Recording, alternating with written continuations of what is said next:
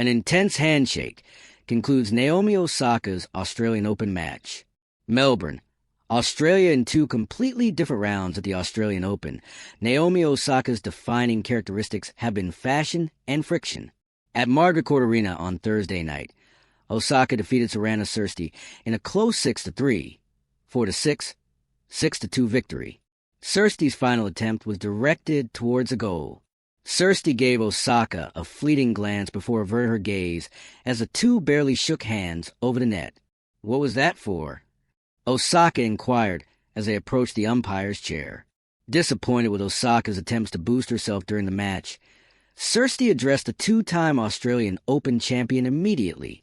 Osaka stated, "It seems like she was upset about a lot of commands, but whatever. I apologize for her anger. I believe this was her final Australian Open." When questioned why the tension with the 35-year-old Romanian increased during her on-court interview, Osaka became emotional and said, "She could have asked me to stop." To be honest, nobody has ever voiced complaints about it. Additionally, the umpire stated that I was all right and did not correct me. I thought we had moved on from that. She indicated she would be willing to discuss it with Cîrstea. I suppose she was experiencing intense emotions. Osaka added, "I also want to apologize. I believe my initial remarks on the court were rude. I dislike treating people disrespectfully. I don't do that." Cîrstea claimed that the problem was exaggerated and that she would rather think back on her many years at the Australian Open. No drama was present.